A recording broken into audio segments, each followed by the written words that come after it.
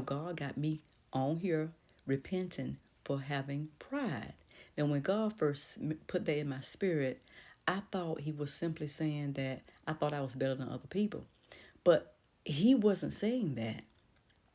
He was saying that I thought I could do days or do my daily activities without Him. In other words, I wasn't giving God the time He deserved. I wasn't giving Him the time that He was asking from me so I could do what He was telling me to do from day to day. Have you ever been guilty of that?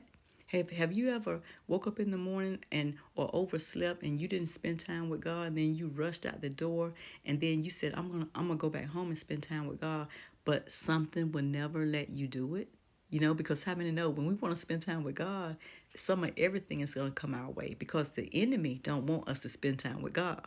So he'll put a lot of roadblocks, a lot of stumbling blocks, a lot of things. He will send it straight to our house or straight to our heart so that we won't make time for God, so that we won't be able to. We'll have intentions on doing it.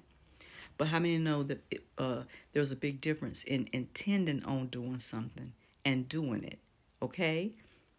And because God is calling the church to maturity, to be mature saints, because of that, he wants us to be mature. He wants to be doers of the word instead of just hearers or just listeners. He wants us to be doers.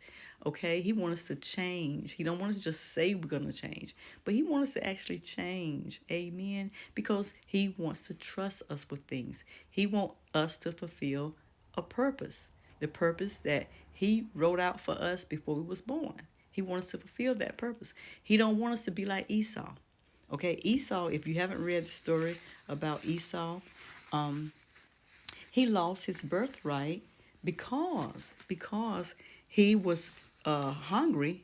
He was very hungry. He said he was going to perish. In other words, he didn't take his birthright serious.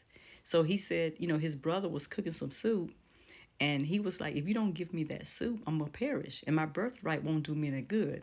But think about it. All he had to do was fix himself a sandwich. You know what I'm saying? He didn't have to have that his brother's soup. He could have just found something else to eat, you know? And and not give up his birthright. Who gives up their birthright? Because he was basically saying, what good is my birthright going to do me if you don't give me some of that soup? Because I'm going to perish. But he's not going to perish, okay? Because, hey, we fast all the time, 2 and 3 and 4 and 5 days, and you're not going to perish. You know what I'm saying?